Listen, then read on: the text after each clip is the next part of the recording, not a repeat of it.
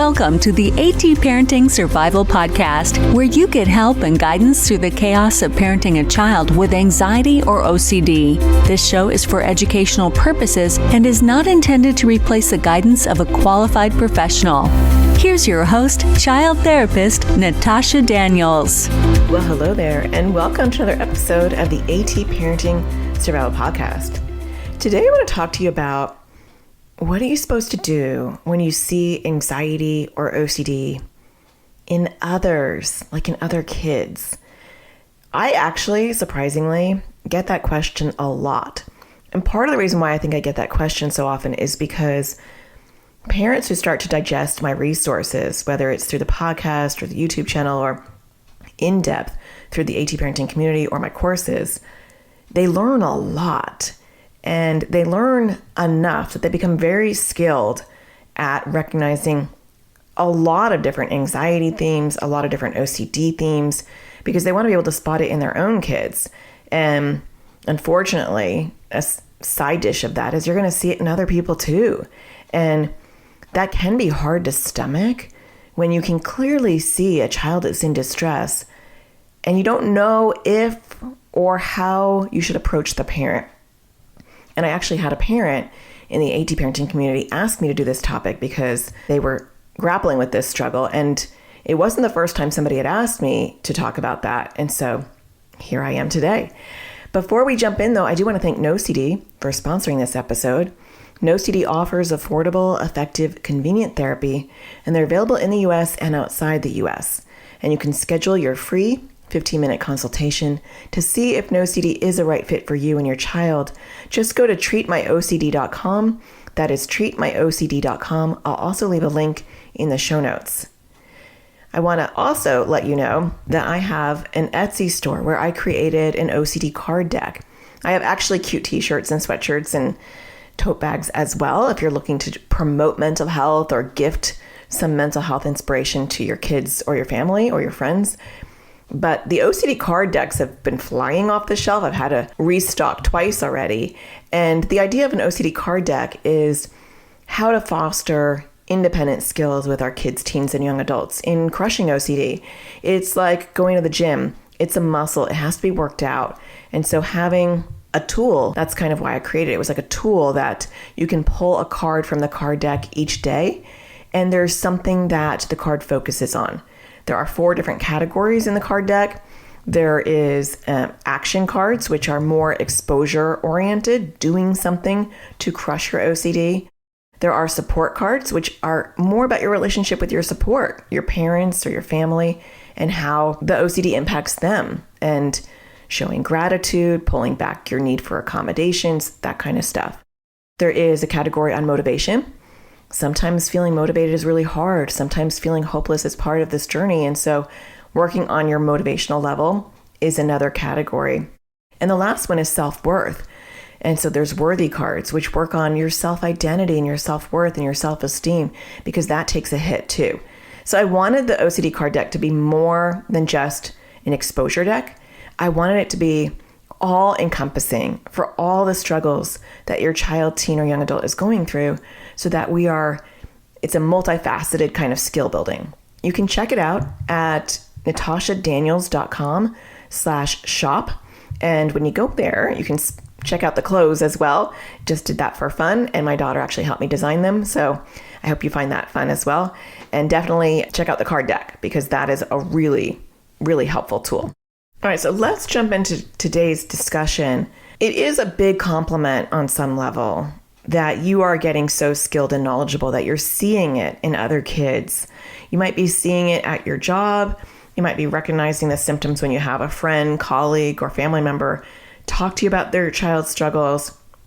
You might see it at the grocery store. I literally see anxiety and OCD everywhere. And I don't think it's because I think everybody has anxiety and OCD. I just think it's so underdiagnosed and so misunderstood, especially OCD. And I think anxiety is also minimized on that end, that people don't know that they're dealing with that. And they don't know that there are effective approaches to take with their kids to crush those issues and to empower them and make them feel like they don't have to feed their anxiety or feed their OCD. So I know this happens to me a lot.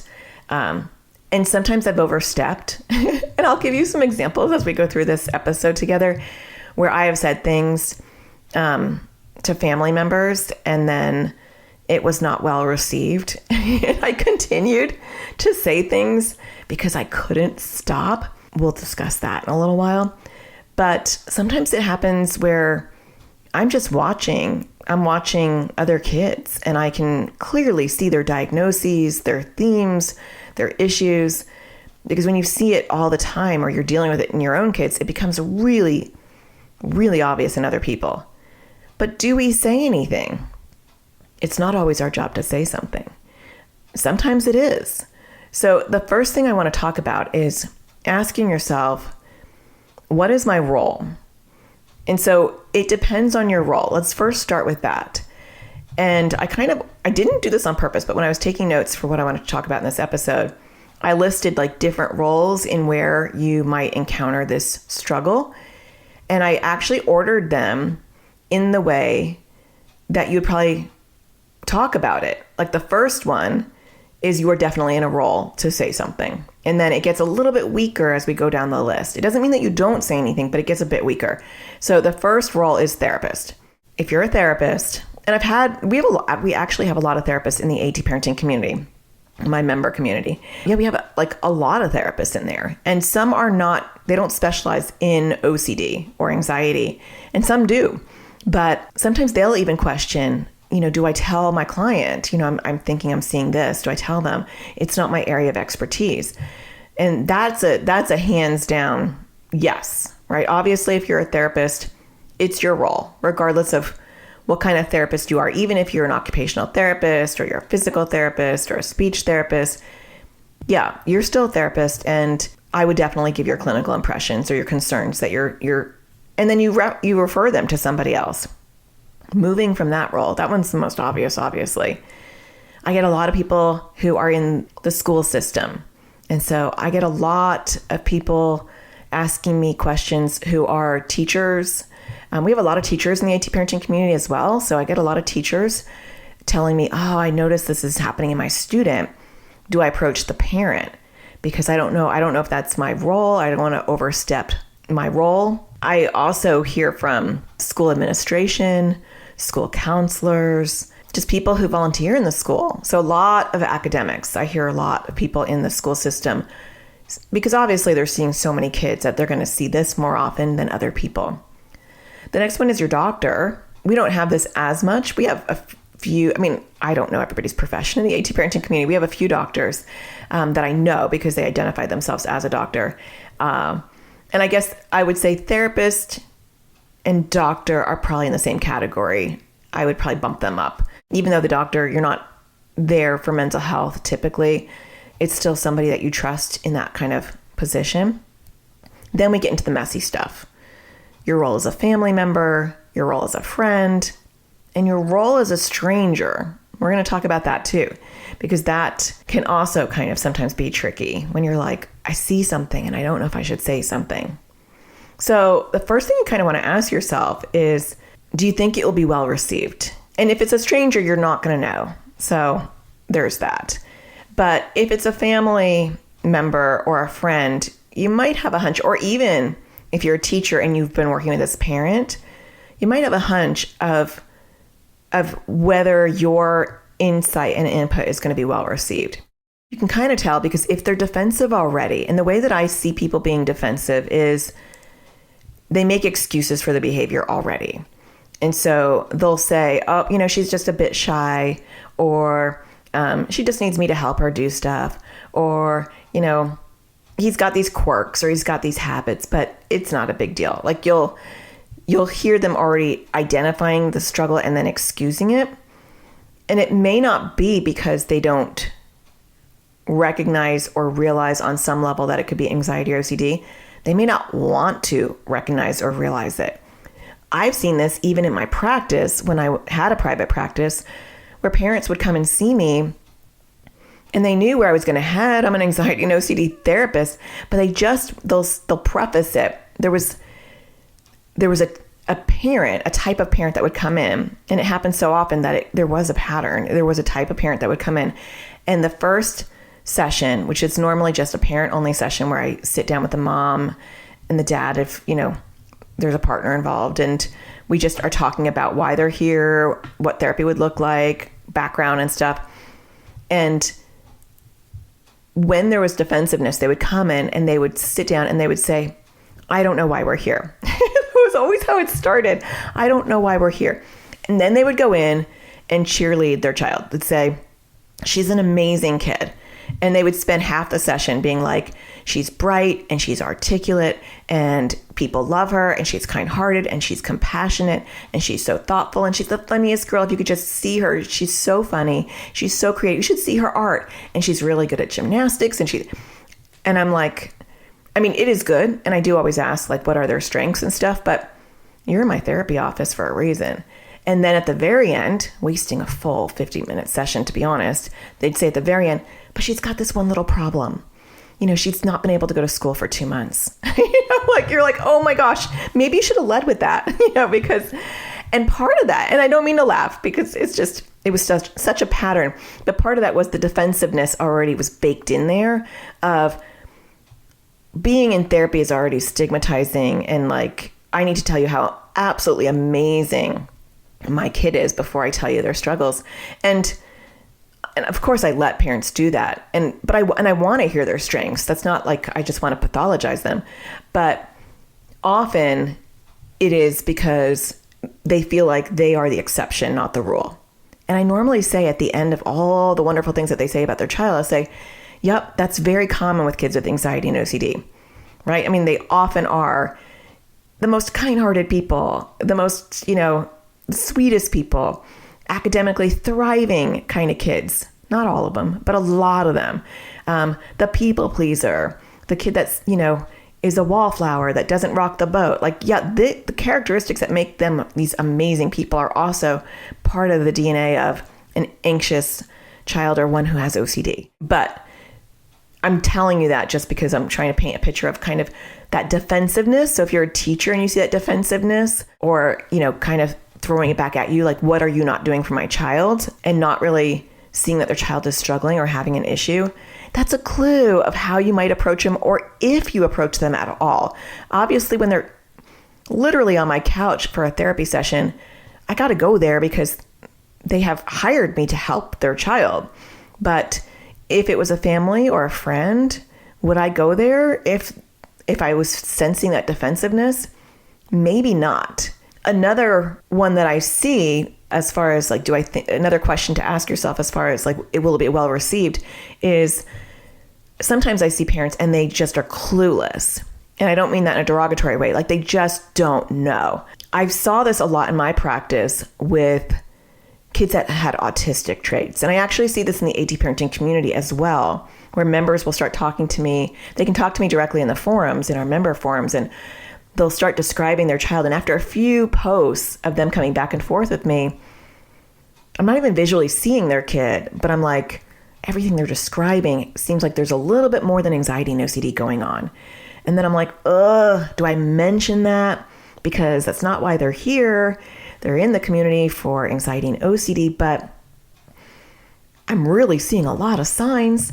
And I have decided to vocalize those concerns. The community's been around for 5 years, and it's been a growth process for me as far as like my role and when do I say things and when do I not say things and how do I coach, especially when it's not my client, it's not in person. I don't know everything, I'm only getting bits and pieces from these people. But I have decided kind of overall, if I'm worried about autistic traits, I just say it. And if they leave the community, they leave the community, but it's worth that risk if it's really like blatantly obvious to me that they need an assessment. And I think I have offended one or two parents because I would get a very defensive response. Absolutely not. Or why would you think that? Or we ruled that out like 5 years ago. And I'm like, okay.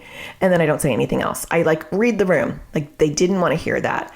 But I do have to say that more often than not, parents will say, I was thinking that too. And we were told by the psychologist that that's, that autism is ruled out, or they don't see autism because they're friendly and they can have a conversation. But I'm glad you said that, because maybe we need to go see somebody else. So I do feel like in that situation, it's worth me saying. But if you have a parent, whether you are a teacher, family, or friend, we're going to get to the stranger part, because I feel like the stranger one is a pretty solid no, depending on what's going on. But everything else is very gray. If you really see like they're clueless, like they're like, I don't know what's going on. Like our toilet paper is just completely gone. Or like we're going through so much soap. Or he takes like 4 or 5 hour showers. I don't know what's happening. And you really see like this just genuine cluelessness, because OCD is really not understood. So I feel like with OCD, it's more often OCD than anxiety, that parents are really not aware of what it is. And they're struggling. A lot of times you'll see clueless parents struggling with, I worry something bad happened to them at school. Or do you think that there's a trauma I don't know about? Or do you think, it started happening after he threw up that one time? Like they'll kind of like find one area that they're blaming, or they're blaming each other, and not recognizing these are really classic OCD symptoms. Sometimes I'll see parents who like have never heard of selective mutism, and they'll describe things to me and they'll say, I don't know, like my child's just really shy and they don't really talk to anybody outside of our home. And sometimes they even have a hard time talking to like extended family members, and I have to order for them. And more often than not, when I say, have you ever heard selective mutism? That's something you should Google and read. There is relief of like, oh my gosh, they'll get back to me and they'll say, I had no idea there was a thing. I thought she was just shy. I didn't realize that there was like actually a name for this. And so when you have parents who really don't know, you're going to get that appreciation when you educate them. All right, we're going to take a break, but when we get back, we're going to role play and talk about how do you start the conversation? What does that look like? What does that sound like? And how will it go? Stay tuned. We'll be right back. It's time we put help directly in our kids' hands. Introducing Crushing OCD course for kids and teens. It was way more helpful than all the other therapy we've ever done, because we didn't really know what to do. So we weren't really doing it before. So the course helped to figure out what the exposures are and how to do them. We're not in therapy and find it really hard to find an ERP trained therapist here. So we're currently with like the public health service, but again, they don't seem to be trained in ERP. It's filled that gap that we don't have that was desperately needed. This was really well timed for us to use between therapists and to help us get off to a good start with this new practice. It was easy to use. I was able to do it from my phone or also on the computer. There's different ages, so there were younger kids, there were teenagers, and so that was really nice too, to have a variety of ages where it wasn't just geared towards younger kids or older kids. It was a nice variety.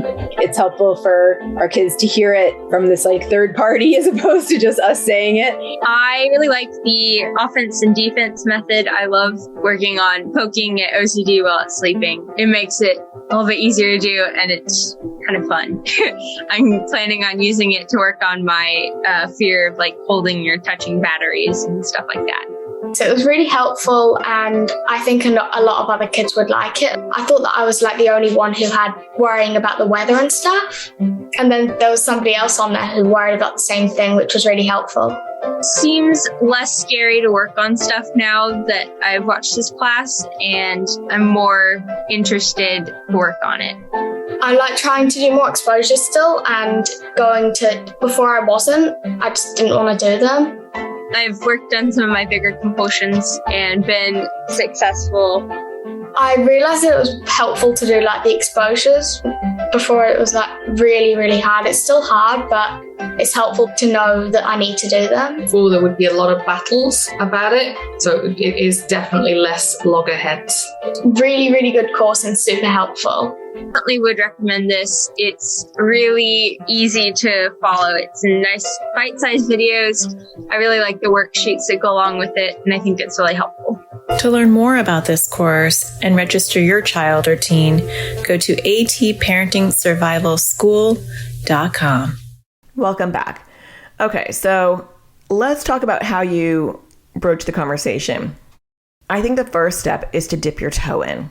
And so I dip my toe in. What I mean by that is I'm going to make a comment and I'm going to see how it lands.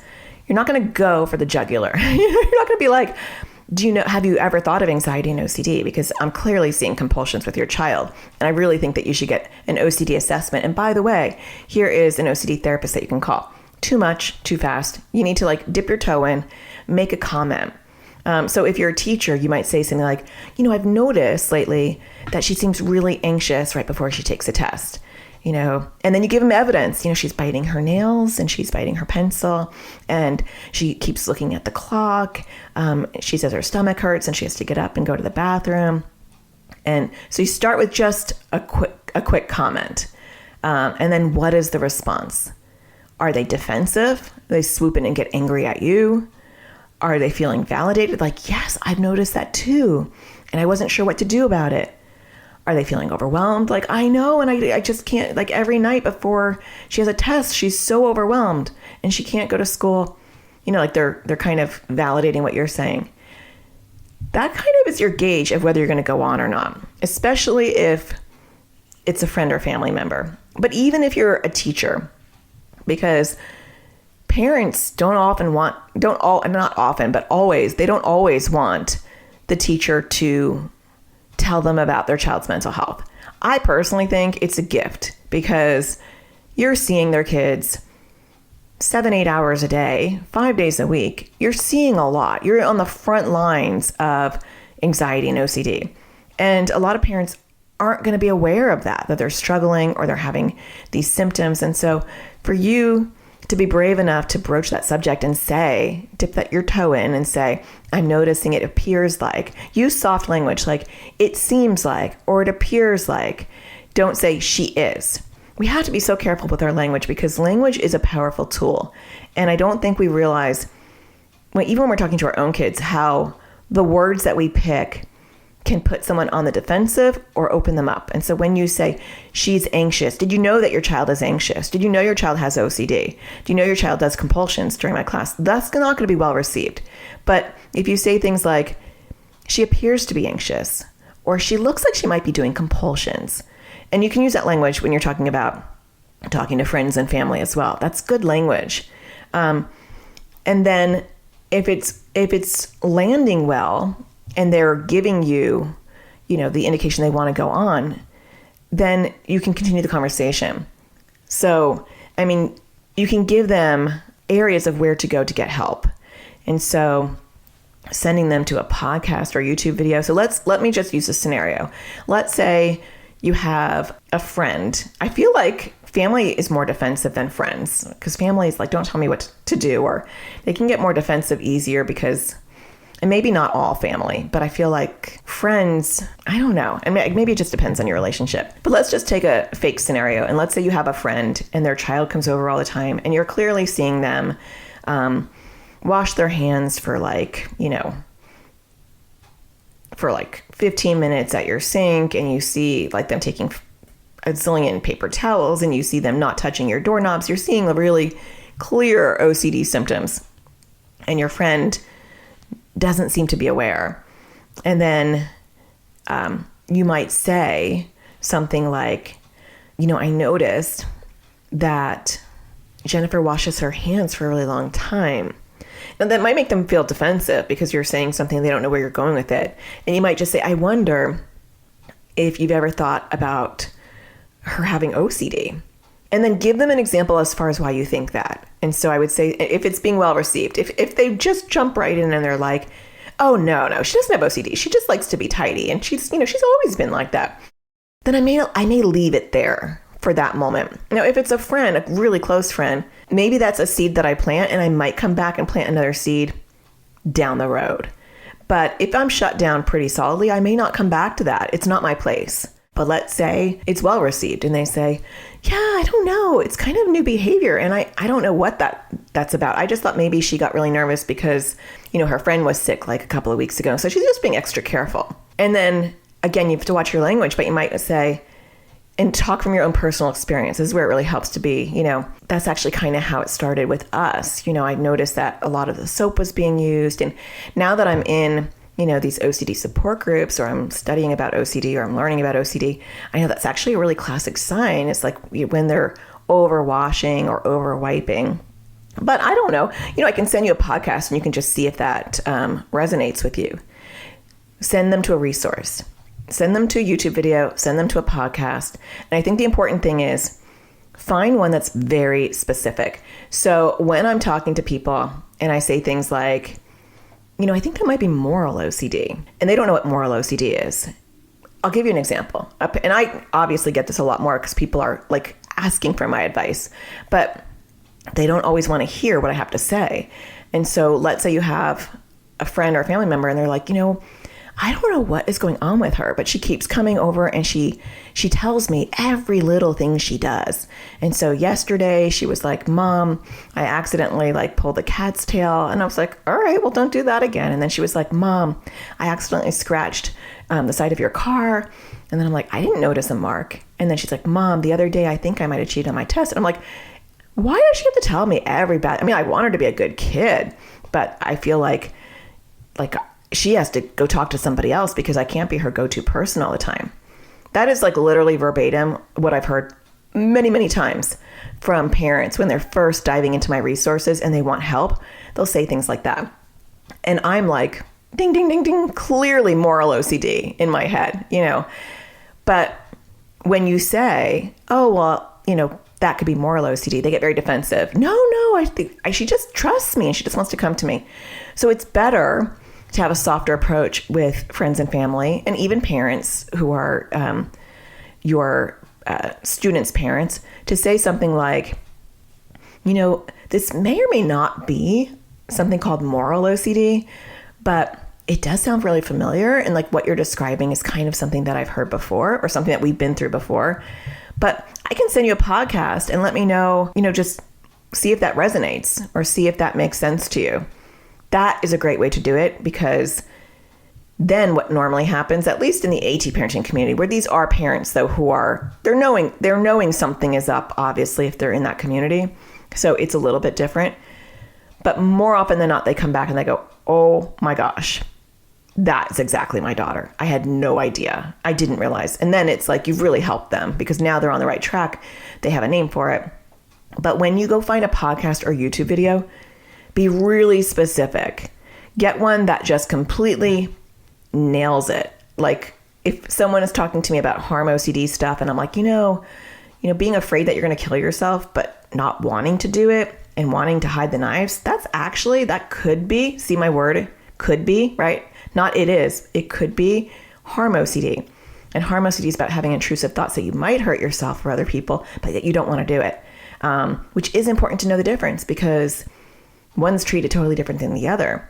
So, but I can send you a podcast about it and maybe just listen to it and see if that sounds more like what's going on or the other thing.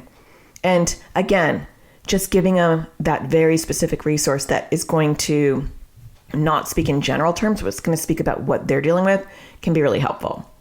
And if you're in the AT parenting community and you are dealing with this, you can even just reach me out in the forums and say, hey, I have a friend or family member or student, and this is the stuff that I'm seeing.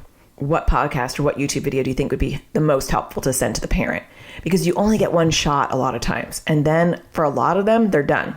Or if it doesn't resonate, they're like, no, you're off base. And so you really want to make sure that you're sending them a really good resource. I think the other thing to remember is that sometimes we have to stop. If they're getting defensive, if they're friendly when you say something, but they don't utilize your advice. I notice that too sometimes where, this just happens in general, but I'll give suggestions over and over and over again, and it will never be taken. And then I realize, oh, they don't believe me, or they're not seeing it this way. They're super friendly and polite. They're like, yes, okay, that's great. Thank you. Good. Yeah, that's a great idea. And they never do it because they don't believe what I'm saying. And so if you have a friend or family member and they didn't call the OCD therapist and they didn't get an assessment, they didn't pull back how much soap they're buying, they're not there yet. You planted a seed and that's awesome, but they're not there yet.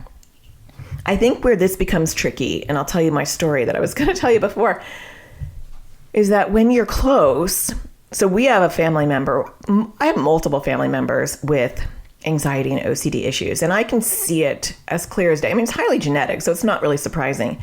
And people don't want to hear it. But like, if we're traveling with people and they have issues that are impacting my kids, I have a hard time not saying something. And so we did have a family member where I can clearly see that he had anxiety, like just as bad as my kids. But the parents in their way of dealing with it were to be accommodating and enabling, and oh, he's afraid of that, we can't go on that. Oh, he's afraid of this, we can't do that. Oh, he needs you to do this. And like, we all had to cater to him. And it was impacting my kids because they're being taught to be brave and to face their fears and, one small step at a time. And I said, I think, well, at first I was like, when he was like 1 or 2, I already saw like toddler anxiety. And I was like, oh, he's showing some anxiety. And the dad shut me down right then and there and was like, absolutely not. He has no anxiety. And I was like, okay, that did not go well. And I clearly saw they don't want to identify. They know my kids have struggles. They don't want to identify their kids having struggles, even though the parent has struggles. But I couldn't stop there. As the kid got older and we started doing more stuff with them and it was like impacting everybody else, I was like, yeah, when they're anxious, nope, he's not anxious. He just doesn't like that. And so now, fast forward, a decade later, I've learned they don't want to hear that from me. And I have to do my work to accept that and just be like, not everybody's going to want my opinion and my advice. And I have to learn how to sit with the discomfort of seeing something and seeing parenting that makes me want to squirm and be okay with that. And that is hard. But learning when your advice is not welcome and learning to just let it go is important. And I had to learn that the hard way. I had to be like, I am driving myself nuts and this is making me angry and it's making me annoyed and I can't be around them and that's not good. And so I have to learn how to ride that wave and just be like, you know what? That's not my child and I'm not their parent, and everybody's parenting their own way and everybody wants to hear things in whatever way they want to hear them. And I have to let go of that. I got enough on my plate that I don't need to worry about that. It's just hard, when you're in small quarters with people, but knowing when people don't want to know it. Approaching a stranger, very, very risky. I would almost never do that unless, let's say you had a stranger that you saw frequently. You were at the same soccer games over and over again, or you were, at the same swim class over and over, and you felt comfortable and you started to talk to them a little bit, and their child clearly has some anxiety or OCD. Maybe you say something, or maybe you just do a real passive sort of mention by saying something like, oh yeah, my child really struggles with anxiety. Does your child struggle with anxiety? They seem kind of similar. Passive, right? That's passive.